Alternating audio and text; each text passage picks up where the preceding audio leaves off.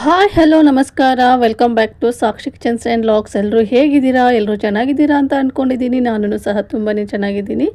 ಹಾಗೆ ಇವತ್ತು ಬುಧವಾರ ಸಂಜೆಯಿಂದ ಲಾಗ್ನ ಶುರು ಮಾಡಿದ್ದೀನಿ. ಹಾಗೆ ಇವತ್ತಿನ ಲಾಗಲ್ಲಿ ಸಿಂಪಲ್ಲಾಗಿ ಟೇಸ್ಟಿಯಾಗಿ ಕುಸ್ಕ ಮಾಡೋದನ್ನ ತೋರಿಸ್ತಿದ್ದೀನಿ. ಹಾಗಾಗಿ ಎಲ್ಲೂ ವೀಡಿಯೋನ ಸ್ಕಿಪ್ ಮಾಡ್ದೇನೆ ಪೂರ್ತಿಯಾಗಿ ನೋಡಿ. ಇನ್ ಕೇಸ್ ಈ ವಿಡಿಯೋ ನಿಮ್ಗೇನಾದರೂ ಇಷ್ಟ ಆದರೆ ಪ್ಲೀಸ್ ಲೈಕ್ ಮಾಡಿ, ಶೇರ್ ಮಾಡಿ, ಕಾಮೆಂಟ್ ಮಾಡಿ. ಹಾಗೆ ಇನ್ನೂ ಯಾರು ನನ್ನ ಚಾನಲ್ನ ಸಬ್ಸ್ಕ್ರೈಬ್ ಮಾಡಿಲ್ಲ ಪ್ಲೀಸ್ ಸಬ್ಸ್ಕ್ರೈಬ್ ಮಾಡ್ಕೊಂಡು ನೋಡಿ. ನಿಮ್ದೊಂದು ಸಬ್ಸ್ಕ್ರೈಬು ನನಗೆ ತುಂಬಾ ಇಂಪಾರ್ಟೆಂಟ್ ಆಗುತ್ತೆ. ಹಾಗೆ ಸುಮಾರು ಜನ ಹಾಗೆ ನೋಡ್ತಾ ಇದ್ದೀರಾ, ಪ್ಲೀಸ್ ಒಂದು ಸಬ್ಸ್ಕ್ರೈಬ್ ಬಟನ್ನ ಪ್ರೆಸ್ ಮಾಡಿ ನೋಡಿದರೆ ನನಗೂ ಸಹ ಯೂಸ್ಫುಲ್ ಆಗುತ್ತೆ. ಇನ್ನು ಇಲ್ಲಿ ಸಂಜೆ 6 ಗಂಟೆಯಿಂದ ಇವತ್ತು ವ್ಲಾಗ್ನ ಶುರು ಮಾಡಿದ್ದೀನಿ. ಹಾಗೆ ಸಂಜೆ 6 ಗಂಟೆ ಆದ ನಂತರ ಇವತ್ತೇನು ದೀಪ ಹಚ್ಚಲಿಲ್ಲ, ಯಾಕಂದರೆ ದೇವ್ರ ಪಾತ್ರೆ ಎಲ್ಲ ಕ್ಲೀನ್ ಮಾಡ್ಕೋಬೇಕಾಗಿತ್ತು. ಹಾಗಾಗಿ ಫಸ್ಟಿಗೆ ದೇವ್ರ ಪಾತ್ರೆನ ಕ್ಲೀನ್ ಮಾಡೋದಕ್ಕಿಂತ ಮುಂಚೆ ಸಿಂಕಲ್ಲಿರುವಂತಹ ಎಂಜಿಲ್ ತಟ್ಟೆಗಳೆಲ್ಲ ನಾನು ನೀಟಾಗಿ ವಾಶ್ ಮಾಡ್ಕೊಂಡ್ಬಿಡ್ತೀನಿ. ಯಾಕಂದರೆ ನಮ್ಮ ಮನೆಯಲ್ಲಿ ಬೇರೆ ಜಾಗ ಇಲ್ಲ ದೇವ್ರ ಪಾತ್ರೆನ ತೊಳೆಯೋದಕ್ಕೆ, ಸಿಂಕಲ್ಲೇ ತೊಳಿಬೇಕಾಗುತ್ತೆ. ಹಾಗಾಗಿ ಫಸ್ಟು ಏನು ಎಂಜಿಲ್ ತಟ್ಟೆಗಳು ಗ್ಲಾಸ್ಗಳದೆಲ್ಲ ಇರುತ್ತಲ್ವ, ಅದೆಲ್ಲ ನಾನು ಕ್ಲೀನ್ ಮಾಡಿಕೊಂಡು ಅದಾದ ನಂತರ ಸಿಂಕನ್ನ ಒಂದ್ಸರಿ ನೀಟಾಗಿ ಕ್ಲೀನ್ ಮಾಡಿಕೊಂಡು ಅದಾದ ನಂತರ ನಾನು ಇಲ್ಲಿ ದೇವ್ರ ಪಾತ್ರೆನ ತೊಳಿತೀನಿ. ಪ್ರತಿ ಗುರುವಾರನೂ ನಾನು ಇದೇ ಥರನೇ ಕ್ಲೀನ್ ಮಾಡಿಕೊಂಡು ಪೂಜೆ ಮಾಡೋದು. ಹಾಗಾಗಿ ಇವತ್ತು ಬುಧವಾರ ಅಲ್ವಾ, ನಾಳೆಗೆ ಪೂಜೆ ಮಾಡೋದಕ್ಕೆ ಸರಿ ಹೋಗುತ್ತೆ ಅಂತ ಇಲ್ಲಿ ಇವತ್ತು ನಾನು ದೇವ್ರ ಪಾತ್ರೆನ ಕ್ಲೀನ್ ಮಾಡ್ಕೊತಾ ಇದ್ದೀನಿ. ಹಾಗೆ ನಾವೇನು ಕಲಸಕ್ಕೆ ನೀರನ್ನ ತುಂಬಿಟ್ಟಿರ್ತೀವಿ ನೋಡಿ, ಅದನ್ನು ತುಳಸಿ ಗಿಡಕ್ಕೆ ಹಾಗೆ ವಿಳೆದೆಲೆ ಗಿಡಕ್ಕೆ ಅದಕ್ಕೆಲ್ಲ ನಾನು ಹಾಕ್ಬಿಟ್ಟು ಬಂದು ಇವಾಗ ಇಲ್ಲಿ ದೇವ್ರ ಪಾತ್ರೆನ ತೊಳಿತಾ ಇದ್ದೀನಿ.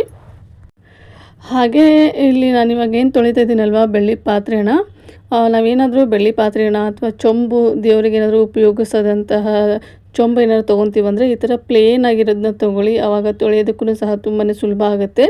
ಹಾಗೆ ಗಲೀಜು ಅಂತ ಅನ್ಸೋದೇ ಇಲ್ಲ. ನಾವೇನಾದರೂ ಡಿಸೈನ್ಸ್ ಇರೋದೇನಾದರೂ ತೊಗೊಂಡ್ಬಿಟ್ರೆ ಒಳಗಡೆ ಎಲ್ಲ ಗಲೀಜು ಕುತ್ಕೊಂಡ್ಬಿಟ್ಟು ಅದ್ರದ್ದು ಲುಕ್ಕೇ ಹೋಗಿರುತ್ತೆ, ಹಾಗೆ ಶೈನಿಂಗ್ ಅನ್ನೋದು ಇರೋದೇ ಇಲ್ಲ. ಹಾಗಾಗಿ ನಾನು ಸಹ ಇಲ್ಲಿ ಪ್ಲೇನ್ ಆಗಿರುವಂತಹ ಚೊಂಬು ಹಾಗೆ ಪ್ಲೇನ್ ಆಗಿರುವಂತಹ ದೀಪಗಳನ್ನೇ ತೊಗೊಂಡಿದ್ದೀನಿ. ಇದನ್ನ ನೀಟಾಗಿ ವಾಶ್ ಮಾಡ್ಕೊಂಡ್ಬಿಟ್ರೆ ತುಂಬ ಚೆನ್ನಾಗಿ ಕಾಣಿಸುತ್ತೆ. ಹಾಗೆ ನಾನಿಲ್ಲಿ ಬೆಳ್ಳಿ ಪಾತ್ರೆಗಳನ್ನ ತೊಳೆಯೋದಕ್ಕೆ ಕೋಲ್ಗೇಟ್ನ ಯೂಸ್ ಮಾಡಿಕೊಂಡು ತೊಳಿತಾ ಇದ್ದೀನಿ. ನಾನು ಇವಾಗ ರೀಸೆಂಟಾಗಿ ತೊಗೊಂಡಿರೋದು ಒಂದು 6 ಮಂತ್ ಏನೋ ಆಯಿತು, ಅಂದರೆ ದೀಪಾವಳಿ ಹಬ್ಬಕ್ಕೆ ತೊಗೊಂಡಿರೋದು. ಇವಾಗಿನ ರೇಟ್ ಕೇಳಿದರೆ ಮಾತ್ರ ನಿಜ ಹೇಳ್ತೀನಿ, ನನಗೆ ತೊಗೊಳಕ್ಕೆ ಆಗ್ತಿರ್ಲಿಲ್ವೋ ಗೊತ್ತಿಲ್ಲ, ಎಷ್ಟೊಂದು ರೇಟ್ ಆಗಿಬಿಟ್ಟಿದೆ ಬೆಳ್ಳಿ ರೇಟು. ನಾನು ಅದೇ ಅಂದ್ಕೊತಾ ಇದ್ದೆ, ನಾನು ತೊಗೊಂಡು ತುಂಬ ಒಳ್ಳೆ ಕೆಲಸನೇ ಮಾಡಿಬಿಟ್ಟು ನೆಕ್ಸ್ಟ್ ಇಯರ್ ಏನಾದ್ರು ತೊಗೊತೀನಿ ಅಂತ ಅಂದಿದ್ರೆ ಸಿಕ್ಕಾಪಟ್ಟೆ ರೇಟ್ ಆಗಿಬಿಡೋದು. ಹಾಗಾಗಿ ಪ್ರತಿ ವರ್ಷ ನಾನು ದೀಪಾವಳಿಗೆ ಏನಾದರೂ ಒಂದು ತೊಗೊತಾನೇ ಇರ್ತೀನಿ. ಹಾಗಾಗಿ ಈ ವರ್ಷವೂ ಸಹ ಬೆಳ್ಳಿ ಚೊಂಬು ಹಾಗೆ ಬೆಳ್ಳಿ ದೀಪನ ತೊಗೊಂಡೆ. ನೆಕ್ಸ್ಟ್ ಇಯರು ಕಳಸ ಇಡೋದಕ್ಕೆ ಫ್ಲವರ್ ಬುಟ್ಟಿನ ತೊಗೊಳ್ಳೋಣ ಅಂತ ಅಂದ್ಕೊಂಡಿದ್ದೆ ಈ ವರ್ಷನೇ. ಆದರೆ ನಾನು ಚೀಟಿ ಹಾಕಿ ತೊಗೊಂಡಿರೋದ್ರಿಂದ ನಾನು ಚೀಟಿ ಹಾಕಿರೋ ಅಮೌಂಟಲ್ಲಿ ಇದೆರಡು ಮಾತ್ರ ಬಂತು. ಹಾಗಾಗಿ ತೊಗೊಳೋದಕ್ಕೆ ಆಗಲಿಲ್ಲ. ನೆಕ್ಸ್ಟ್ ಇಯರ್ ತೊಗೊಳ್ಳೋಣ ಅಂತ ಸುಮ್ಮನೆ ಬಿಟ್ಟಿದ್ದೆ. ಆದರೆ ಈ ವರ್ಷ ಚೀಟಿನೂ ಸಹ ನಾನು ಹಾಕಲಿಲ್ಲ. ಮುಂದಿನ ವರ್ಷ ನೋಡೋಣ ಅಂತ ಅಂದ್ಕೊಂಡ್ರೆ ಈ ವರ್ಷ ನೋಡಿ ಬೆಳ್ಳಿ ರೇಟು ತುಂಬಾ ಏರ್ಬಿಟ್ಟಿದೆ. ಇನ್ನು ಮುಂದಿನ ವರ್ಷ ತೊಗೊಳಕ್ಕಾಗುತ್ತೋ ಆಗಲ್ವೋ ಗೊತ್ತಿಲ್ಲ. ಕಡಿಮೆ ಆದರೆ ತಟ್ಟೆ ಹಾಗೆ ಹೂವಿನ ಬುಟ್ಟಿನ ಸಹ ತೊಗೋಬೇಕು ಅಂತ ಅಂದ್ಕೊಂಡಿದ್ದೀನಿ. ನೋಡೋಣ ಮುಂದಿನ ವರ್ಷ ಅಷ್ಟರಲ್ಲಿ ಏನು ಬೆಳ್ಳಿ ರೇಟ್ ಯಾವ ಥರ ಇರುತ್ತೆ ಗೊತ್ತಿಲ್ಲ. ನನಗೆ ಅಷ್ಟಾಗಿ ಗೋಲ್ಡ್ ಮೇಲೆ ಅಷ್ಟಾಗಿ ವ್ಯಾಮೋಹ ಅನ್ನೋದಿಲ್ವೇ ಇಲ್ಲ. ಅಂದರೆ ನಾನು ಹಾಕೋಬೇಕು ಅನ್ನೋದೇನಿಲ್ಲ, ನನಗೆ ಒಟ್ಟಿನಲ್ಲಿ ದೇವ್ರ ಮನೆಗೆ ಬೆಳ್ಳಿ ತೊಗೋಬೇಕು ಅನ್ನೋದು ತುಂಬ ಆಸೆ. ಹಾಗಾಗಿ ನಾನು ವರ್ಷ ಏನು ಚೀಟಿ ಹಾಕ್ತೀನಲ್ವ, ಚೀಟಿ ದುಡ್ಡು ಜೊತೆಗೇ ಊರಿಂದ ನಮ್ಮಪ್ಪ ಅಥವಾ ನಮ್ಮಮ್ಮ ಯಾರಾದರೂ ಬಂದಿರ್ತಾರೆ ನೋಡಿ, ಅವರು ಸಹ ಕೊಟ್ಟು ಹೋಗಿರ್ತಾರೆ. ಅದೆಲ್ಲ ನಾನು ಸೇರಿಸ್ಬಿಟ್ಟು ಈ ಥರ ದೇವ್ರ ಮನೆಗೆ ಏನಾದರೂ ಪೂಜೆ ಸಾಮಾನು ಬೇಕಾದರೆ ತೊಗೊತೀನಿ. ಪ್ರತಿ ವರ್ಷ ನಾನು ಇದೇ ಥರನೇ ಮಾಡೋದು. ಈ ಥರ ಮಾಡಿಬಿಟ್ಟು ನಾನಿಲ್ಲಿ ಬೆಳ್ಳಿ ಪಾತ್ರೆಗಳನ್ನ ಒಂದು ಸ್ವಲ್ಪ ಮಾಡ್ಕೊಂಡಿದ್ದೀನಿ. ನಮ್ಮಂತಹ ಮಧ್ಯಮ ವರ್ಗದವ್ರಿಗೆ ಆವಾಗಲೇ ದುಡ್ಡು ಕೊಟ್ಟು ಈ ಥರ ನಾವು ಬೆಳ್ಳಿ ಅಥವಾ ಚಿನ್ನ ತೊಗೊತೀವಿ ಅಂದರೆ ಸಾಧ್ಯನೇ ಇಲ್ಲ. ಹಾಗಾಗಿ ಅಲ್ಪ ಸ್ವಲ್ಪ ಕೂಡಿಟ್ಬಿಟ್ಟು ಈ ಥರ ನಾನು ಬೆಳ್ಳಿ ಸಾಮಾನು ಅಥವಾ ಚಿನ್ನ ಏನಾದರೂ ಬೇಕಾದರೆ ತೊಗೊತಾ ಇರ್ತೀನಿ ಅಷ್ಟೇನೆ. ಇನ್ನು ಇಲ್ಲಿ ದೇವ್ರ ಪಾತ್ರೆನೆಲ್ಲ ತೊಳೆದಿದ್ದಾಯಿತು. ಹಾಗೆ ಅದನ್ನು ಸಹ ಇಲ್ಲಿ ನೀಟಾಗಿ ಒರೆಸ್ಕೊಂಡು ಇಟ್ಕೊತಿದ್ದೀನಿ. ಹಾಗೆ ನಾವು ದೇವ್ರ ಪಾತ್ರೆನ ತೊಳೆದ ತಕ್ಷಣವೇ ಹಾಗೆ ಬಿಟ್ಬಿಡಬಾರ್ದು. ನೀರು ಏನಿರುತ್ತಲ್ವ ಅದು ಹಾಗೆ ಕುತ್ಕೊಂಡು ಕಲೆಗಳೆಲ್ಲ ಕುತ್ಕೊಂಡ್ಬಿಡುತ್ತೆ, ಪ್ಯಾಚಸ್ ಥರ. ಹಾಗಾಗಿ ಈ ಥರ ನೀಟಾಗಿ ತೊಳೆದ ತಕ್ಷಣವೇ ಅದನ್ನು ನೀಟಾಗಿ ಒಂದು ಬಟ್ಟೆಯಿಂದ ನಾವು ಕ್ಲೀನ್ ಮಾಡ್ಕೋಬೇಕಾಗತ್ತೆ. ಬೆಳ್ಳಿ ಪಾತ್ರೆ ಅಷ್ಟೇ ಅಲ್ಲದೇನೆ ಏನು ಹಿತ್ತಾಳೆ ತಾಮ್ರ ಪಾತ್ರೆ ಇರ್ತಾವಲ್ವ ಅದನ್ನು ಅಷ್ಟೇ ನೀಟಾಗಿ ವಾಶ್ ಮಾಡಿಕೊಂಡು ಕ್ಲೀನ್ ಮಾಡ್ಕೋಬೇಕಾಗತ್ತೆ. ಬೆಳ್ಳಿ ತೊಗೊಳ್ಳೋದು ಎಷ್ಟು ಮುಖ್ಯನೋ ನಾವು ಅದನ್ನು ಅಷ್ಟೇ ಚೆನ್ನಾಗಿ ನೋಡ್ಕೊಳ್ಳೋದು ಮುಖ್ಯ ಅಂತಲೇ ಹೇಳ್ತೀನಿ. ಇನ್ನು ಇಲ್ಲಿ ಎಲ್ಲ ದೇವ್ರ ಪಾತ್ರೆನೂ ಸಹ ನಾನು ಕ್ಲೀನಾಗಿ ವಾಶ್ ಮಾಡಿಕೊಂಡು ಅದನ್ನು ಈ ಥರ ಬಟ್ಟೆಯಿಂದ ನೀಟಾಗಿ ಕ್ಲೀನ್ ಮಾಡಿ ಇಟ್ಕೊಂಡ್ಬಿಡ್ತೀನಿ ಇವಾಗಲೇ. ಇನ್ನು ಇದೆಲ್ಲ ಆದ ನಂತರ ದೇವ್ರ ಮನೆಯೂ ಸಹ ಕ್ಲೀನ್ ಮಾಡ್ಕೋಬೇಕಾಗಿತ್ತು. ಅದಕ್ಕಿಂತ ಮುಂಚೆ ರಾತ್ರಿ ಊಟಕ್ಕೆ ಏನಾದರೂ ಮಾಡಿಕೊಂಡು ಅದಾದ ನಂತರ ಇಲ್ಲಿ ದೇವ್ರ ಮನೆಯನ್ನು ಕ್ಲೀನ್ ಮಾಡಿದ್ರೆ ಆಯಿತು ಅಂತ ಅಂದ್ಕೊಂಡಿದ್ದೀನಿ. ಇನ್ನು ಇಲ್ಲಿ ರಾತ್ರಿ ಊಟಕ್ಕೆ ಇವತ್ತು ಸಿಂಪಲ್ಲಾಗಿ ಕುಷ್ಕ ಮಾಡೋಣ ಅಂತ ಅಂದ್ಕೊಂಡೆ. ಹಾಗಾಗಿ ಇಲ್ಲಿ ಕುಷ್ಕಾಗೆಲ್ಲ ನೀಟಾಗಿ ರೆಡಿ ಮಾಡ್ಕೊತಾ ಇದ್ದೀನಿ. ಕುಷ್ಕಾಗೇನೋ ನಾವು ನಾನ್ ವೆಜ್ ಹಾಕಲೇಬೇಕು ಅಂತ ಏನಿಲ್ಲ, ನಾನ್ ವೆಜ್ ಇಲ್ಲದೇ ಕುಷ್ಕನೂ ಸಹ ಮಾಡ್ಕೋಬಹುದು. ಇದನ್ನು ಕುಷ್ಕನ್ ಅಂತನಾದ್ರು ಅಂದ್ಕೊಳ್ಳಿ, ಈ ಥರ ರೈಸ್ ಬಾತ್ ಆದರೂ ಅಂತ ಅಂದ್ಕೋಬೋದು. ಒಟ್ಟಿನಲ್ಲಿ ಫ್ಲೇವರ್ಫುಲ್ ಆಗಿರುತ್ತೆ ಈ ರೈಸು, ಹಾಗಾಗಿ ನಾನು ಕುಷ್ಕ ಅಂತ ಹೇಳ್ತಾ ಇದ್ದೀನಿ. ಅದನ್ನು ಮಾಡೋದಕ್ಕೆ ಇಲ್ಲಿ ಫಸ್ಟಿಗೆ ನಾನು ಈರುಳ್ಳಿ ಹಾಗೆ ಟೊಮೆಟೊ ಎಲ್ಲ ಬೇಕಾಗಿತ್ತು, ಅದನ್ನು ಸಹ ಇಲ್ಲಿ ಕಟ್ ಮಾಡ್ತಾಯಿದ್ದೀನಿ. ನನಗೆ ಏನಂದರೆ ಬೆಳಗ್ಗೆ ಎಲ್ಲ ಅಡುಗೆ ಮಾಡು ಅಂದರೆ ಮಾಡಿಬಿಡ್ತೀನಿ. ಸಂಜೆ ಟೈಮಲ್ಲಿ ಅಡುಗೆ ಮಾಡಬೇಕು ಅಂದರೆ ಒಂದು ಸ್ವಲ್ಪ ಬೇಜಾರು ಅನ್ನಿಸ್ತಾ ಇರುತ್ತೆ. ಹಾಗಾಗಿ ಸಿಂಪಲ್ಲಾಗಿರುವಂತಹ ಅಡುಗೆಗಳನ್ನೇ ನಾನು ನೈಟ್ ಮಾಡ್ಕೊಳ್ಳೋದು. ಹಾಗೆ ಇವತ್ತು ಸಹ ಸಾಂಬಾರು ಅದೇನೂ ಇರಲಿಲ್ಲ, ಇನ್ನು ರೈಸ್ ಮಾಡಿದರೆ ಸಾಂಬಾರೆಲ್ಲ ಮಾಡಬೇಕಾಗಿತ್ತು. ಹಾಗಾಗಿ ಈ ಥರ ಸಿಂಪಲ್ಲಾಗಿರುವಂತಹ ಕುಷ್ಕನೇ ಮಾಡ್ಕೊಂಬಿಡೋಣ, ಮಕ್ಕಳಿಗೂ ಸಹ ಇಷ್ಟ ಆಗುತ್ತೆ. ಹಾಗೆ ಮಸಾಲೆ ಹಾಕಿ ಮಾಡೋದ್ರಿಂದ ಟೇಸ್ಟು ಸಹ ಚೆನ್ನಾಗಿರುತ್ತೆ ಅಂತ ಇವತ್ತು ಈ ರೆಸಿಪಿನ ಮಾಡ್ತಾಯಿದ್ದೀನಿ. ನನಗೆ ಈ ತರಕಾರಿ ಕಟ್ ಮಾಡೋದ್ರಲ್ಲಿ ಏನಂದರೆ ಈರುಳ್ಳಿ ಒಂದು ಮಾತ್ರ ಕಟ್ ಮಾಡೋದಕ್ಕೆ ನನಗೆ ಅಷ್ಟಾಗಿ ಇಷ್ಟನೇ ಆಗೋದಿಲ್ಲ. ಈರುಳ್ಳಿ ಕಟ್ ಮಾಡ್ತಾಯಿದ್ರೆ ಮಾತ್ರ ಕಣ್ಣು ಸಿಕ್ಕಾಪಟ್ಟೆ ಉರಿತಾ ಇರ್ತವೆ. ಒಂದೊಂದು ಈರುಳ್ಳಿ ಮಾತ್ರ ಉರಿತಾ ಇರ್ತವೆ, ಒಂದೊಂದು ಈರುಳ್ಳಿಯಲ್ಲಿ ಅಷ್ಟಾಗಿ ಕಾಕಂತ ಇರೋದೇ ಇಲ್ಲ. ಇವತ್ತು ನಾನು ಏನು ಕಟ್ ಮಾಡ್ತಾಯಿದ್ದೆಲ್ಲ ಈರುಳ್ಳಿ, ಅದು ಮಾತ್ರ ಸಿಕ್ಕಾಪಟ್ಟೆ ಕಾಕಿತ್ತು. ಕಣ್ಣು ಸಹ ಬಿಡೋಕ್ಕಾಗ್ತಾ ಇರಲಿಲ್ಲ, ಅಷ್ಟೊಂದು ಕಣ್ಣಲ್ಲಿ ನೀರು ಬರ್ತಾಯಿತ್ತು. ಇನ್ನು ಅಡುಗೆ ಮಾಡಲೇಬೇಕಲ್ಲ ಅಂತೇಳ್ಬಿಟ್ಟು ಇಲ್ಲಿ ಈರುಳ್ಳಿನ ಕಟ್ ಮಾಡಿ ಅಡುಗೆನ ಮಾಡ್ತಿದ್ದೀನಿ. ನೋಡ್ತಿರ್ಬೋದು ನೀವು, ನನ್ನ ಕಣ್ಣು ಸಹ ಇಲ್ಲಿ ಬಿಡ್ತಾನೇ ಇಲ್ಲ, ಅಷ್ಟು ಕಣ್ಣು ಉರಿತಾ ಇತ್ತು ಈರುಳ್ಳಿ ಕಟ್ ಮಾಡುವಾಗ. ನನಗಂತೂ ಎಷ್ಟು ಬೇಕೊಂದು ಈರುಳ್ಳಿನ ಕಟ್ ಮಾಡಿದ್ದೀನೋ ನನಗೆ ಗೊತ್ತಿಲ್ಲ, ಅಷ್ಟು ಬೇಜಾರಾಗ್ಬಿಡುತ್ತೆ ಈರುಳ್ಳಿ ಕಟ್ ಮಾಡುವಾಗ. ಈರುಳ್ಳಿನ ನೀರಿಗೆ ಹಾಕಿ ಕಟ್ ಮಾಡ್ಬೋದು, ಆದರೆ ನನಗೆ ಟೈಮ್ ಇರಲಿಲ್ಲ. ಟೈಮ್ ಆಲ್ರೆಡಿ 8 ಗಂಟೆ ಆಗಿಬಿಟ್ಟಿತ್ತು. ಹಾಗಾಗಿ ಡೈರೆಕ್ಟಾಗಿ ಇಲ್ಲಿ ಹಾಗೇ ಕಟ್ ಮಾಡ್ಕೊತಾ ಇದ್ದೀನಿ. ಇನ್ನು ಅದ್ರ ಜೊತೆಗೇ ಇಲ್ಲಿ ಒಂದು 3 ಟೊಮೆಟೊನೂ ಸಹ ಬೇಕಾಗಿತ್ತು, ಟೊಮೆಟೊನೂ ಸಹ ಇಲ್ಲಿ ಕಟ್ ಮಾಡ್ಕೊತಾ ಇದ್ದೀನಿ.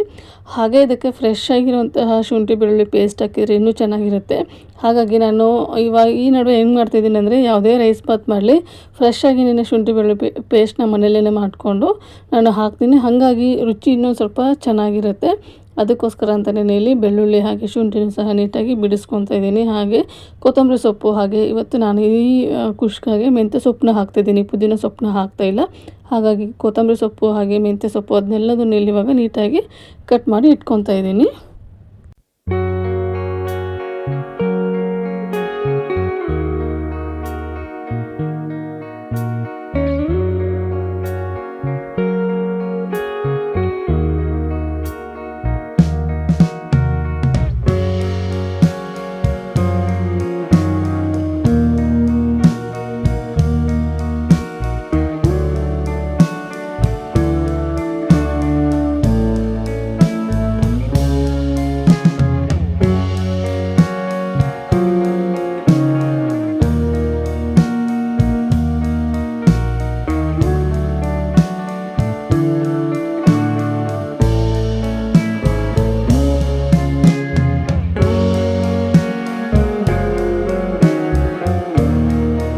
ಇನ್ನು ಇವತ್ತು ಕುಷ್ಕನ ನಾನು ಯಾವ ಥರ ಮಾಡಿದ್ದೀನಿ ಅಂತ ನಿಮ್ಮ ಜೊತೆಗೆ ಶೇರ್ ಮಾಡ್ತಾಯಿದ್ದೀನಿ ನೋಡಿ. ನಾನಿಲ್ಲಿ ಕಡಿಮೆ ಕ್ವಾಂಟಿಟಿಯಲ್ಲಿ ಮಾಡ್ತಾಯಿದ್ದೀನಿ, ಯಾಕಂದರೆ ನೈಟ್ ಒಂದು ಹೊತ್ತಿಗೆ ಆಗೋಷ್ಟು ಮಾತ್ರ ಮಾಡ್ತಾಯಿದ್ದೀನಿ. ಹಾಗಾಗಿ ನಾನು ಇಲ್ಲಿ ಕುಕ್ಕರ್ನ ಇಟ್ಕೊಂಡಿದ್ದೀನಿ. ಹಾಗೆ ಕುಕ್ಕರ್ಗೆ ಒಂದು ಸ್ವಲ್ಪ ಎಣ್ಣೆನ ಸೇರಿಸ್ಕೊತಿದ್ದೀನಿ. ನೀವು ಬೇಕಾದರೆ ತುಪ್ಪ ಒಂದು ಸ್ವಲ್ಪ ಎಣ್ಣೆನೂ ಸಹ ಸೇರಿಸ್ಕೋಬಹುದು. ಇನ್ನು ಅದಕ್ಕೆ ಹೋಲ್ ಸ್ಪೈಸಸ್ ಬರುತ್ತೆ ನೋಡಿ, ಚಕ್ಕೆ, ಲವಂಗ, ಏಲಕ್ಕಿ, ಹಾಗೆ ಸ್ಟಾರ್ ಫ್ಲವರು, ಕಲ್ಲುವು ಅದೆಲ್ಲದನ್ನು ಸೇರಿಸ್ಕೊಂಡಿದ್ದೀನಿ. ಕಲ್ಲುನ ಒಂದು ಸ್ವಲ್ಪ ಜಾಸ್ತಿ ಸೇರಿಸ್ಕೊಳ್ಳಿ, ಅದರದ್ದು ಫ್ಲೇವರು ತುಂಬ ಚೆನ್ನಾಗಿ ಬರ್ತಾ ಇರುತ್ತೆ. ಹಾಗಾಗಿ ಇನ್ನು ಅದೆಲ್ಲ ನೀಟಾಗಿ ಫ್ರೈ ಆದ ನಂತರ ಅದ್ರ ಜೊತೆಗೆ ಕಟ್ ಮಾಡಿ ಇಟ್ಕೊಂಡಿರೋಂತಹ 2 ಹಸಿಮೆಣಸಿನ್ಕಾಯಿನಲ್ಲಿ ಸೇರಿಸ್ಕೊತಿದ್ದೀನಿ. ಸೇರಿಸ್ಕೊಂಡು ನೀಟಾಗಿ ಫ್ರೈ ಮಾಡ್ಕೊಳ್ಳಿ. ಅದಾದ ನಂತರ ಇಲ್ಲಿ ಉದ್ದುದ್ದಕ್ಕೆ ಕಟ್ ಮಾಡಿ ಇಟ್ಕೊಂಡಿರೋಂತಹ ಈರುಳ್ಳಿನ ಈ ಥರ ಬಿಡಿಸ್ಬಿಟ್ಟು ಹಾಕ್ಕೋಬೇಕು, ಅಂದರೆ ಬೇಗನೆ ಫ್ರೈ ಆಗುತ್ತೆ. ಹಾಗೆ ನಾವು ನಾರ್ಮಲಾಗಿ ಬಾತ್ ಮಾಡುವಾಗ ಏನು ಮಾಡ್ತೀವಿ ಅಂದರೆ ಒಂದು 5 ನಿಮಿಷ ಇದನ್ನ ಫ್ರೈ ಮಾಡ್ಕೊಂಡ್ಬಿಡ್ತೀವಿ. ಇವತ್ತು ಈ ಕುಷ್ಕಾಗೆ ಈರುಳ್ಳಿ ಅನ್ನೋದು ಒಂದು ಸ್ವಲ್ಪ ಕಲರ್ ಪೂರ್ತಿಯಾಗಿ ಚೇಂಜ್ ಆಗಬೇಕು, ಆ ಥರ ನಾವಿಲ್ಲಿ ಫ್ರೈ ಮಾಡ್ಕೋಬೇಕಾಗುತ್ತೆ. ಹಾಗಾಗಿ ನಾನು ಈ ಥರ ಬಿಡಿಸಿನೇ ಹಾಕ್ಕೊತಾ ಇದ್ದೀನಿ. ಹಾಗೆ ಸ್ವಲ್ಪ ಕಟ್ ಮಾಡುವಾಗೂ ಅಷ್ಟೇ ತೆಳುವಾಗಿಯೇ ಕಟ್ ಮಾಡ್ಕೊಂಡಿದ್ದೀನಿ. ಇನ್ನು ಇದನ್ನು ಫ್ರೈ ಮಾಡ್ಕೋಬೇಕಾಗುತ್ತೆ, ಒಂದು ಸ್ವಲ್ಪ ಟೈಮ್ ತೊಗೊಳುತ್ತೆ ಇದು ಫ್ರೈ ಆಗೋದಕ್ಕೆ. ಹಾಗಾಗಿ ಇದು ಪೂರ್ತಿಯಾಗಿ ಕಲರ್ ಚೇಂಜ್ ಆಗಬೇಕು, ಇನ್ನೇನು ಬ್ರೌನ್ ಆಗುತ್ತೆ ಅನ್ನೋ ಟೈಮಲ್ಲಿ ಇದನ್ನು ಇನ್ನೊಂದ್ಸರಿ ನೀಟಾಗಿ ಮಿಕ್ಸ್ ಮಾಡ್ಕೋಬೇಕಾಗುತ್ತೆ. ನೋಡ್ತಾ ಇರ್ಬೋದು ನೀವು ಇಲ್ಲಿ ಇವಾಗ ಕಲರು ಸಹ ಚೇಂಜ್ ಆಗಿದೆ, ಹಾಗೆ ಬ್ರೌನ್ ಕಲರ್ ಸಹ ಇಲ್ಲಿ ಆಗೋದಕ್ಕೆ ಶುರುವಾಗಿದೆ. ಇಷ್ಟಾದರೆ ಸಾಕಾಗುತ್ತೆ. ಇಲ್ಲ ನಿಮಗೆ ಈ ಥರ ಬೇಡ, ಇನ್ನೂ ಬ್ರೌನ್ ಆಗಬೇಕು ಅಂದರೆ ನೀವು ಅದೇ ಥರನೂ ಸಹ ನೀವು ಫ್ರೈ ಮಾಡ್ಕೋಬೋದು. ನನಗೇನೆಂದರೆ ಈ ಥರ ಈರುಳ್ಳಿ ಫ್ರೈ ಮಾಡುವಾಗ ಅದರದ್ದು ಫ್ಲೇವರ್ ಬರ್ತಾ ಇರುತ್ತೆ ನೋಡಿ, ಸಿಕ್ಕಾಪಟ್ಟೆ ಇಷ್ಟ ಆಗುತ್ತೆ. ಅದೇನೋ ಗೊತ್ತಿಲ್ಲ, ಒಂಥರ ಬಜ್ಜಿ ಸ್ಮೆಲ್ ಬರ್ತಾ ಇರುತ್ತಾರಲ್ಲ ಆ ಥರ ಅನ್ನಿಸ್ತಾ ಇರುತ್ತೆ. ಹಾಗಾಗಿ ನಾನಿಲ್ಲಿ ಈರುಳ್ಳಿನ ಒಂದು ಸ್ವಲ್ಪ ಜಾಸ್ತಿನೇ ಫ್ರೈ ಮಾಡ್ಕೊಂಡಿದ್ದೀನಿ. ಇನ್ನು ಇಲ್ಲಿ ಈರುಳ್ಳಿ ನೀಟಾಗಿ ಫ್ರೈ ಆಯಿತು. ಹಾಗೆ ಇದಕ್ಕೆ ಮನೆಯಲ್ಲೇ ಮಾಡಿಟ್ಕೊಂಡಿರುವಂತಹ ಶುಂಠಿ ಬೆಳ್ಳುಳ್ಳಿ ಪೇಸ್ಟ್ನ ಸೇರಿಸ್ಕೊತಾ ಇದ್ದೀನಿ. ಇದನ್ನು ಸೇರಿಸ್ಕೊಂಡು ಹಸಿ ವಾಸನೆ ಎಲ್ಲ ಹೋಗಬೇಕು, ಆ ಥರ ಇದನ್ನು ಫ್ರೈ ಮಾಡ್ಕೊಳ್ಳಿ. ಶುಂಠಿ ಬೆಳ್ಳುಳ್ಳಿನ ನಾವು ಎಷ್ಟು ಫ್ರೈ ಮಾಡ್ತೀವೋ ಅಷ್ಟು ಚೆನ್ನಾಗಿ ಅದ್ರದ್ದು ಫ್ಲೇವರ್ ಬರ್ತಾ ಇರುತ್ತೆ. ಹಾಗಾಗಿ ಅದ್ರದ್ದು ಹಸಿ ವಾಸನೆ ಪೂರ್ತಿಯಾಗಿ ಹೋಗಬೇಕು, ಅಲ್ಲಿವರೆಗೂ ಅದನ್ನು ನಾವು ಫ್ರೈ ಮಾಡ್ಕೋಬೇಕಾಗುತ್ತೆ. ಹಾಗೆ ಇದ್ರ ಜೊತೆಗೇ ನಾನಿಲ್ಲಿ ಇವಾಗ ಕಟ್ ಮಾಡಿ ಇಟ್ಕೊಂಡಿರುವಂತಹ ಮೆಂತ್ಯ ಸೊಪ್ಪನ್ನು ಸೇರಿಸ್ಕೊತಾ ಇದ್ದೀನಿ. ಯಾಕಂದರೆ ಮೆಂತ್ಯ ಸೊಪ್ಪು ಕಹಿ ಇರುತ್ತಲ್ವ, ಹಾಗಾಗಿ ಈ ಟೈಮಲ್ಲೇ ಸೇರಿಸ್ಕೊಂಡ್ಬಿಟ್ರೆ ಎಣ್ಣೆ ಜೊತೆಗೆ ಅದು ಸಹ ನೀಟಾಗಿ ಫ್ರೈ ಆಗಿ ಅದರಲ್ಲಿರುವಂತಹ ಕಹಿ ಅಂಶ ಏನಿರುತ್ತಲ್ವ ಅದು ಸಹ ಒಂದು ಸ್ವಲ್ಪ ಕಡಿಮೆ ಆಗುತ್ತೆ. ಹಾಗಾಗಿ ಈ ಥರ ಅದನ್ನು ಸಹ ನೀಟಾಗಿ ಫ್ರೈ ಮಾಡ್ಕೋಬೇಕಾಗತ್ತೆ. ಅದ್ರ ಜೊತೆಗೇ ಒಂದು ಸ್ವಲ್ಪ ಕೊತ್ತಂಬರಿ ಸೊಪ್ಪನ್ನು ನಾನು ಸೇರಿಸ್ಕೊತಾ ಇದ್ದೀನಿ. ಕೊತ್ತಂಬರಿ ಸೊಪ್ಪನ್ನು ಸಹ ಸೇರಿಸ್ಕೊಂಡು ನೀಟಾಗಿ ಇದನ್ನು ಫ್ರೈ ಮಾಡ್ಕೊಳ್ಳೋಣ. ಕೊತ್ತಂಬರಿ ಸೊಪ್ಪಿಂದು ಫ್ಲೇವರ್ ಸಹ ಕುಷ್ಕಾಗಿ ನೀಟಾಗಿ ಬಿಡಲಿ ಅನ್ನೋ ಕಾರಣಕ್ಕೆ ನಾನು ಇವಾಗ ಒಂದು ಸ್ವಲ್ಪ ಸೇರಿಸ್ಕೊತಾ ಇದ್ದೀನಿ. ಹಾಗೆ ಲಾಸ್ಟಲ್ಲಿ ಒಂದು ಸ್ವಲ್ಪ ಸೇರಿಸ್ಕೊಳ್ಳೋದಕ್ಕೆ ಹಾಗೇ ಒಂದು ಸ್ವಲ್ಪ ಎತ್ತಿಕೊಂಡಿದ್ದೀನಿ. ಕೊತ್ತಂಬರಿ ಸೊಪ್ಪನ್ನು ಸಹ ಸೇರಿಸ್ಕೊಂಡು ನೀಟಾಗಿ ಫ್ರೈ ಮಾಡಿದ ನಂತರ ಇದಕ್ಕೆ ಕಟ್ ಮಾಡಿ ಇಟ್ಕೊಂಡಿರುವಂತಹ 3 ಟೊಮೆಟೊ ನಾನು ಸೇರಿಸ್ಕೊತಾ ಇದ್ದೀನಿ. ಹುಳಿ ಬೇಕಲ್ವ, ಹಾಗಾಗಿ ನಾನಿಲ್ಲಿ 3 ಟೊಮೆಟೊನ ಸೇರಿಸ್ಕೊತಾ ಇದ್ದೀನಿ. ನಿಮಗೆ ಹುಳಿ ಬೇಡ ಅಂದರೆ ನೀವು ನಿಮಗೆ ಯಾವ ಥರ ಬೇಕು ನೋಡಿ ಆ ಥರ ನೀವು ಟೊಮೆಟೊನ ಸೇರಿಸ್ಕೋಬೋದು. ಸ್ವಲ್ಪ ಟೊಮೆಟೊ ಜಾಸ್ತಿ ಸೇರಿಸ್ಕೊಂಡ್ರೆ ರುಚಿ ಚೆನ್ನಾಗಿರುತ್ತೆ ಅನ್ನೋ ಕಾರಣಕ್ಕೆ ನಾನಿಲ್ಲಿ ಜಾಸ್ತಿನೇ ಸೇರಿಸ್ಕೊಂಡಿದ್ದೀನಿ. ಇನ್ನು ಟೊಮೆಟೊನ ಸಹ ಸೇರಿಸ್ಕೊಂಡು ನೀಟಾಗಿ ಫ್ರೈ ಮಾಡ್ಕೋಬೇಕಾಗುತ್ತೆ. ಟೊಮೆಟೊ ಒಂದು ಸ್ವಲ್ಪ ಬೇಗನೆ ಮೆತ್ತಗಾಗಲಿ ಅನ್ನೋ ಕಾರಣಕ್ಕೆ ನಾನಿಲ್ಲಿ ಇವಾಗ ರುಚಿಗೆ ತಕ್ಕಷ್ಟು ಉಪ್ಪನ್ನು ಸೇರಿಸ್ಕೊತಾ ಇದ್ದೀನಿ. ಪೂರ್ತಿ ಕುಷ್ಕಾಗಿ ಎಷ್ಟು ಬೇಕು ನೋಡಿ ಉಪ್ಪು ಈ ಹಂತದಲ್ಲೇ ನಾನು ಸೇರಿಸ್ಕೊತಾ ಇದ್ದೀನಿ. ಮತ್ತು ಲಾಸ್ಟಲ್ಲಿ ಬೇಕಾದರೆ ಹೆಚ್ಚು ಕಡಿಮೆ ಆದರೆ ಒಂದು ಸ್ವಲ್ಪ ಸೇರಿಸ್ಕೋಬೋದು ಅನ್ನೋ ಕಾರಣಕ್ಕೆ ಇನ್ನು ಉಪ್ಪನ್ನು ಸೇರಿಸ್ಕೊಂಡು ನೀಟಾಗಿ ಇದನ್ನು ಒಂದ್ಸರಿ ಮಿಕ್ಸ್ ಮಾಡ್ಕೋಬೇಕಾಗತ್ತೆ. ಅದಾದ ನಂತರ ಇದಕ್ಕೆ ಸ್ಪೈಸಸ್ನ ಸೇರಿಸ್ಕೊಂಡು ಹೋಗ್ತೀನಿ. 1 ಸ್ಪೂನ್ ಆಗುವಷ್ಟು ಅಚ್ಚ ಖಾರದ ಪುಡಿ ತೊಗೊಂಡಿದ್ದೀನಿ. ಹಾಗೆ ಅರ್ಧ ಸ್ಪೂನ್ ಆಗುವಷ್ಟು ಧನಿಯಾ ಪುಡಿ, 1/4 ಸ್ಪೂನ್ ಆಗುವಷ್ಟು ಗರಂ ಮಸಾಲ, ಹಾಗೆ 1/4 ಟೀ ಸ್ಪೂನ್ ಆಗುವಷ್ಟು ಅರಿಶಿನ ಪುಡಿನ ಸೇರಿಸ್ಕೊತಾ ಇದ್ದೀನಿ. ನೀವು ಒಂದು ಸ್ವಲ್ಪ ಖಾರ ಜಾಸ್ತಿ ತಿನ್ನೋರಾದರೆ ಒಂದು ಸ್ವಲ್ಪ ಜಾಸ್ತಿನೂ ಸಹ ಸೇರಿಸ್ಕೋಬೋದು. ಇನ್ನು ಸ್ಪೈಸಸ್ನೆಲ್ಲ ಹಾಕ್ಕೊಂಡು ನೀಟಾಗಿ ಇದನ್ನು ಮಿಕ್ಸ್ ಮಾಡ್ಕೊತಾ ಇದ್ದೀನಿ. ನಾವೇನಂದರೆ ಈ ಥರ ನಾವು ಕುಷ್ಕ ಆಯಿತು, ರೈಸ್ ಬಾತ್ ಏನಾದರೂ ಮಾಡ್ತೀವಿ ಅನ್ನೋದಾದರೆ ನಾವು ಮಾಡ್ತಾ ಇರೋಂತಹ ಗ್ರೇವಿ ಏನಿರುತ್ತಲ್ವ ಅದೊಂದು ಸ್ವಲ್ಪ ಚೆನ್ನಾಗಿ ಫ್ರೈ ಆಗಬೇಕು. ಫ್ರೈ ಆಗಿ ಸೈಡಲ್ಲೆಲ್ಲ ಎಣ್ಣೆ ಬಿಟ್ಕೊಂಬರಬೇಕು. ಆ ಥರ ನಾವು ಮಾಡಿದಾಗ ನಾವು ಮಾಡೋವಂತಹ ಯಾವುದೇ ಬಾತ್ ಆಗಲಿ ಅಥವಾ ಕುಷ್ಕ ಆಗಲಿ ತುಂಬಾ ಟೇಸ್ಟ್ ಕೊಡುತ್ತೆ.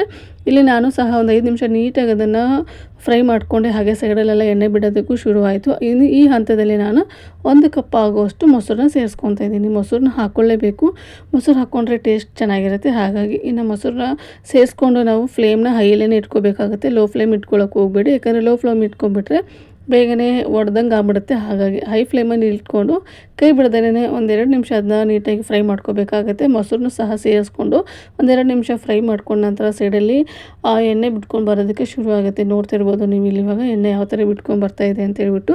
ಇನ್ನು ಅದನ್ನು ಇನ್ನೊಂದ್ಸರಿ ನಾನು ನೀಟಾಗಿ ಮಿಕ್ಸ್ ಮಾಡಿಕೊಂಡು ಇದಕ್ಕೆ ಇವಾಗ ಮೊದಲೇ ತೊಳೆದು ನೆನೆಸಿಟ್ಕೊಂಡಿರೋಂತಹ ಅಕ್ಕಿನ ಸೇರಿಸ್ಕೊತಾ ಇದ್ದೀನಿ.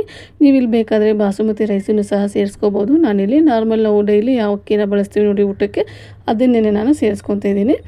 ಸೇರಿಸ್ಕೊಂಡು ನೀಟಾಗಿ ಇದನ್ನು ಮಿಕ್ಸ್ ಮಾಡಿಕೊಂಡು ಇದಕ್ಕೆ ನೀರು ಎಷ್ಟು ಬೇಕು ನೋಡಿ ಅಷ್ಟು ಹಾಕ್ಕೊಳ್ಳಿ. ನಾನಿಲ್ಲಿ 1 ಕಪ್ ಅಕ್ಕಿ ತೊಗೊಂಡಿರೋದ್ರಿಂದ 2.5 ಗ್ಲಾಸ್ ಆಗೋಷ್ಟು ನೀರನ್ನ ಸೇರಿಸ್ಕೊತೀನಿ. 1 ಗ್ಲಾಸ್ ಅಕ್ಕಿಗೆ ನಾನಿಲ್ಲಿ 2.5 ಗ್ಲಾಸ್ ಆಗೋಷ್ಟು ನೀರನ್ನ ಸೇರಿಸ್ಕೊತಾ ಇದ್ದೀನಿ. ನಿಮಗೆ ಬೇಡ ಉದ್ರಾಗಿ ಬೇಕು ಅಂದರೆ ನೀವು 1ಕ್ಕೆ 2ರಷ್ಟು ಅಂತ ನೀವು ನೀರನ್ನ ಸೇರಿಸ್ಕೋಬೋದು. ನಮ್ಮನೇಲಿ ಒಂದು ಸ್ವಲ್ಪ ರೈಸ್ ಎಲ್ಲ ಮೆತ್ತಗಿದ್ರೆ ಇಷ್ಟಪಡ್ತಾರೆ, ಹಾಗಾಗಿ ನಾನು ಅರ್ಧ ಗ್ಲಾಸ್ ನೀರನ್ನ ಎಕ್ಸ್ಟ್ರಾ ಸೇರಿಸ್ಕೊತಾ ಇದ್ದೀನಿ. ನೀರನ್ನ ಸೇರಿಸ್ಕೊಂಡು ಲಿಡ್ನ ಕ್ಲೋಸ್ ಮಾಡೋದಕ್ಕೆ ಹೋಗ್ಬಿಡಿ. ನೀರು ಕುದಿಬೇಕು. ಕುದ್ದ ಮೇಲೆ ಅಕ್ಕಿ ಏನು ಮೇಲೆ ಬರುತ್ತಲ್ವ ಆ ಹಂತದಲ್ಲಿ ನಾವು ಲಾಸ್ಟಲ್ಲಿ 1 ಸ್ಪೂನ್ ಆಗೋಷ್ಟು ತುಪ್ಪ, ಹಾಗೆ ನಾವೇನು ಆವಾಗಲೇ ಎತ್ತಿಕ್ಕಿದ್ವಿ ನೋಡಿ ಕೊತ್ತಂಬರಿ ಸೊಪ್ಪು ಅದನ್ನು ಸೇರಿಸ್ಕೋಬೇಕಾಗತ್ತೆ. ಹಾಗಾಗಿ ಲಾಸ್ಟ್ ಕುದಿಯುವಾಗ ಇಲ್ಲಿ ನಾನು 1 ಸ್ಪೂನ್ ಆಗುವಷ್ಟು ತುಪ್ಪ ಹಾಗೆ ಕೊತ್ತಂಬರಿ ಸೊಪ್ಪನ್ನು ಸೇರಿಸ್ಕೊಂಡು ಒಂದ್ಸರಿ ನೀಟಾಗಿ ಮಿಕ್ಸ್ ಮಾಡ್ತಾಯಿದ್ದೀನಿ. ಈ ಥರ ಮಿಕ್ಸ್ ಮಾಡೋದ್ರಿಂದ ನಾವು ಹಾಕಿರುವಂತಹ ತರಕಾರಿ ಏನಿದೆ ಅಲ್ವಾ ಅದು ನೀಟಾಗಿ ಎಲ್ಲದಕ್ಕೂ ಸಹ ಹೊಂದ್ಕೊಳ್ಳುತ್ತೆ. ನೀವು ಒಂದೊಂದು ಸರಿ ನೋಡಿ ಬೇಕಾದರೆ ನಾವು ನೀರು ಹಾಕಿದ ತಕ್ಷಣವೇ ಲಿಡ್ನ ಕ್ಲೋಸ್ ಮಾಡಿ ಬಿಟ್ಬಿಡ್ತೀವಿ. ಮೇಲೆಗಡೆ ಬರೀ ತರಕಾರಿ ಮಾತ್ರ ಇರುತ್ತೆ, ರೈಸ್ ಅನ್ನೋದು ಕಾಣಿಸೋದೇ ಇಲ್ಲ. ಹಾಗಾಗಿ ಈ ಥರ ನಾವು ಕುದ್ದು ಆದಮೇಲೆ ಲಿಡ್ನ ಕ್ಲೋಸ್ ಮಾಡಿದರೆ ಕರೆಕ್ಟಾಗಿ ಅನ್ನ ಅನ್ನೋದು ಬೆಂದಿರುತ್ತೆ. ಹಾಗೆ ತರಕಾರಿ ಅನ್ನೋದು ಸಹ ನೀಟಾಗಿ ಎಲ್ಲದ್ರ ಜೊತೆಗೂ ಹೊಂದ್ಕೊಂಡಿರುತ್ತೆ. ಹಾಗಾಗಿ ನಾನು ಸಹ ಇಲ್ಲಿ 1 ಸ್ಪೂನ್ ಆಗುವಷ್ಟು ತುಪ್ಪ ಹಾಗೆ ಕೊತ್ತಂಬರಿ ಸೊಪ್ಪನ್ನು ಹಾಕಿ ಕುದಿ ಬಂದಾದ ನಂತರ ಇಲ್ಲಿ ಲಿಡ್ನ ಕ್ಲೋಸ್ ಮಾಡಿ 2 ವಿಷಲ್ ಮಾತ್ರ ತೊಗೊತಾ ಇದ್ದೀನಿ. ಯಾಕಂದರೆ ನಾನು ಮೊದಲೇ ಇಲ್ಲಿ ಅಕ್ಕಿನ ನೆನೆಸಿಟ್ಬಿಟ್ಟಿದ್ದೆ ನೋಡಿ, ಹಾಗಾಗಿ 2 ವಿಷಲ್ ಆದರೆ ಸಾಕಾಗುತ್ತೆ. ಜಾಸ್ತಿ ವಿಷಲ್ನ ತೊಗೊಳಕ್ಕೆ ಹೋಗಬೇಡಿ, ಯಾಕಂದರೆ ಅಕ್ಕಿ ನೆನೆಸಿದ ಮೇಲೆ ನಾವು ಜಾಸ್ತಿ ಹೊತ್ತು ಕುದಿಯೋದಕ್ಕೆ ಬಿಟ್ಬಿಟ್ರೆ ತಳ ಹಿಡಿಯುವಂತಹ ಚಾನ್ಸಸ್ ಇರುತ್ತೆ. ಹಾಗಾಗಿ 1 ವಿಷಲ್ನ ಹೈ ಫ್ಲೇಮಲ್ಲಿ 1 ವಿಷಲ್ನ ಲೋ ಫ್ಲೇಮಲ್ಲಿ ತೊಗೊಂಡ್ಬಿಟ್ರೆ ಪರ್ಫೆಕ್ಟಾಗಿ ರೈಸು ಸಹ ಬೆಂದಿರುತ್ತೆ, ತಳನೂ ಸಹ ಎಲ್ಲೂ ಸೀದೋಗಿರೋದಿಲ್ಲ. ಹಾಗಾಗಿ ಇನ್ನು ಇಲ್ಲಿ ನಾನು ಸಹ ಇಲ್ಲಿ ಲಿಡ್ನ ಕ್ಲೋಸ್ ಮಾಡಿ 2 ವಿಷಲ್ನ ಕೂಗಿಸ್ಕೊಂಡ್ಮೇಲೆ ಲಿಡ್ ಓಪನ್ ಮಾಡಿ ತೋರಿಸ್ತೀನಿ ನಿಮಗೆ ಯಾವ ಥರ ಆಗಿದೆ ಅಂತ ಹೇಳ್ಬಿಟ್ಟು. ಈ ರೈಸ್ನ ಮನೇಲಿ ಮಾಡಿಬಿಡಿ ನೀವು, ಎಲ್ರಿಗೂ ಸಹ ಇಷ್ಟ ಆಗುತ್ತೆ. ಮನೆ ತುಂಬ ಘಮ ಘಮ ಅಂತ ಪರಿಮಳ ಬರ್ತಾ ಇರುತ್ತೆ. ಅಷ್ಟು ಚೆನ್ನಾಗಿರುತ್ತೆ. ಅದರಲ್ಲೂ ಹೊಟ್ಟೆ ಹಸಿವಾದಾಗ ಈ ಥರ ರೈಸ್ ಮಾಡ್ಕೊಳ್ಳಿ ನೀವು. ಒಂದು ಕುಕ್ಕರ್ ರೈಸ್ ಹೆಂಗೆ ಖಾಲಿ ಆಗುತ್ತೆ ಅಂತ ನಿಮಗೆ ಗೊತ್ತಾಗೋದಿಲ್ಲ. ಇನ್ನು ಅದೇ ಥರ ನಮ್ಮನೇಲೂ ಸಹ ಆಯಿತು. ಇಲ್ಲಿ ನೋಡ್ತಾ ಇರ್ಬೋದು ನೀವು ಇವಾಗ ಕುಕ್ಕರ್ ಲಿಡ್ನ ನಾನು ಓಪನ್ ಮಾಡಿ ತೋರಿಸ್ತಾ ಇದ್ದೀನಿ ಯಾವ ಥರ ಬೆಂದಿದೆ ಅಂತ ಹೇಳ್ಬಿಟ್ಟು. ಹಾಗೆ ಒಂದು ಸ್ವಲ್ಪ ನಾನು ಆವಾಗಲೇ ಹೇಳಿರೋ ಥರ ಮೆತ್ತಗೆ ಬೇಕು ನಮ್ಮ ಮನೇಲಿ, ಹಾಗಾಗಿ ನಾನಿಲ್ಲಿ ಮೆತ್ತಗೆನೇ ರೈಸ್ನ ಮಾಡ್ಕೊಂಡಿದ್ದೀನಿ. ಇನ್ನು ಇಲ್ಲಿ ಸರ್ವಿಂಗ್ ಪ್ಲೇಟಿಗೆ ಸರ್ವ್ ಮಾಡಿನೂ ಸಹ ತೋರಿಸ್ತಾ ಇದ್ದೀನಿ ನೋಡಿ. ಇದ್ರ ಜೊತೆಗೆ ಒಂದೆರಡು ಕಬಾಬ್ ಪೀಸ್ ಇದ್ದಿದ್ರೆ ಇನ್ನೂ ಚೆನ್ನಾಗಿರೋದು. ಈ ರೈಸ್ ಮಾತ್ರ ಸೂಪರ್ ಟೇಸ್ಟಿಯಾಗಿರುತ್ತೆ. ಒಂದ್ಸರಿ ಮನೆಯಲ್ಲಿ ಮಾಡಿಬಿಟ್ಟು ಟೇಸ್ಟ್ ನೋಡಿ, ನಿಮ್ಮನೆ ಮಕ್ಕಳಿಗೂ ಸಹ ಇಷ್ಟ ಆಗುತ್ತೆ, ಹಾಗೆ ನಿಮ್ಮ ಮನೇಲಿರೋರಿಗೂ ಸಹ ಇಷ್ಟ ಆಗುತ್ತೆ. ಇದಕ್ಕೆ ನಾವು ಯಾವುದೇ ನಾನ್ ವೆಜ್ ಏನೂ ಹಾಕಿಲ್ಲ, ವೆಜ್ ಅವರು ಸಹ ಮಾಡ್ಕೊಂಡು ತಿನ್ಬೋದು, ಅಥವಾ ಸ್ಕೂಲ್ಗೆ ಆಫೀಸ್ಗೂ ಸಹ ನೀವು ಈ ರೆಸಿಪಿನ ಮಾಡಿ ಕಳಿಸ್ಬೋದು. ತುಂಬಾ ಇಷ್ಟಪಟ್ಟು ತಿಂತಾರೆ. ಹಾಗೆ ಬಿಸಿ ಬಿಸಿಯಾಗಿ ಇರುವಾಗಲೇ ತಿನ್ನಬೇಕು ಅಂತೇನಿಲ್ಲ, ತಣ್ಣಗಾದ್ಮೇಲೂ ಸಹ ಇದು ತುಂಬಾ ಟೇಸ್ಟಿಯಾಗಿ ಇರುತ್ತೆ. ಇನ್ನು ಇಲ್ಲಿ ಊಟನೂ ಸಹ ಮುಗಿಸ್ಕೊಂಡು ಅಡುಗೆ ಮನೆ ಕ್ಲೀನಿಂಗ್ ಎಲ್ಲ ಮಾಡಿಕೊಂಡು ಅದಾದ ನಂತರ ಇಲ್ಲಿ ಪೂಜಾ ರೂಮ್ನು ಸಹ ಕ್ಲೀನ್ ಮಾಡೋದಕ್ಕೆ ಬಂದಿದ್ದೀನಿ. ಈ ಥರ ಇವಾಗಲೇ ಕ್ಲೀನ್ ಮಾಡಿ ಇಟ್ಕೊಂಡ್ಬಿಟ್ರೆ ಆರಾಮಾಗಿ ಬೆಳಗ್ಗೆ ಪೂಜೆನ ನೆಮ್ಮದಿಯಿಂದ ಮಾಡ್ಕೊಂಡ್ಬಿಡ್ಬೋದು. ಏನಾದರೂ ಏನು ಕ್ಲೀನ್ ಮಾಡ್ದೇನೆ ಹಾಗೆಯೇ ನಾನು ಪೂಜೆ ಮಾಡೋಕ್ಕೆ ನಿಂತ್ಕೊಂಡ್ಬಿಟ್ರೆ ಬೆಳಗ್ಗೆ ಮಾಡ್ಕೊಳ್ಳೋಕ್ಕೆ ಇದೆಲ್ಲ ಮಾಡಿಕೊಂಡು ಪೂಜೆ ಮಾಡೋಷ್ಟರಲ್ಲಿ ಟೈಮ್ ಆಗಿಬಿಟ್ಟಿರುತ್ತೆ. ಹಾಗಾಗಿ ನಾನು ಪ್ರತಿ ಗುರುವಾರ ಪೂಜೆ ಮಾಡಬೇಕಂದ್ರೆ ಹಿಂದಿನ ದಿನವೇ ಈ ಥರ ಎಲ್ಲ ದೇವ್ರ ಮನೆಯನ್ನು ಕ್ಲೀನ್ ಮಾಡಿಕೊಂಡು ದೇವ್ರ ಪಾತ್ರೆನೆಲ್ಲ ಕ್ಲೀನ್ ಮಾಡಿಕೊಂಡು ಇಟ್ಬಿಡ್ತೀನಿ. ಮಾರನೇ ದಿನ ಪೂಜೆ ಮಾಡೋದಕ್ಕೆ ನನಗೆ ಸರಿ ಹೋಗುತ್ತೆ. ಇನ್ನು ಇವತ್ತಿನ ವ್ಲಾಗ್ನ ಇಲ್ಲಿಗೆ ಮುಗಿಸ್ತಾ ಇದ್ದೀನಿ. ನಿಮಗೇನಾದರೂ ಈ ವ್ಲಾಗ್ ಇಷ್ಟ ಆದರೆ, ಹಾಗೆ ಇವತ್ತಿನ ರೆಸಿಪಿ ಏನಾದರೂ ಇಷ್ಟ ಆದರೆ ಪ್ಲೀಸ್ ಲೈಕ್ ಮಾಡಿ, ಶೇರ್ ಮಾಡಿ, ಕಾಮೆಂಟ್ ಮಾಡಿ. ಹಾಗೆ ಇನ್ನೂ ಯಾರು ನನ್ನ ಚಾನಲ್ನ ಸಬ್ಸ್ಕ್ರೈಬ್ ಮಾಡಿಲ್ಲ ಪ್ಲೀಸ್ ಸಬ್ಸ್ಕ್ರೈಬ್ ಮಾಡ್ಕೊಂಡು ನೋಡಿ. ನಿಮ್ಮದೊಂದು ಸಬ್ಸ್ಕ್ರೈಬು ನನಗೆ ತುಂಬಾ ಇಂಪಾರ್ಟೆಂಟ್ ಆಗುತ್ತೆ. ಹಾಗೆ ಮತ್ತೆ ಸಿಗ್ತೀನಿ ಇನ್ನೊಂದು ವಿಡಿಯೋದಲ್ಲಿ. Thank you, bye.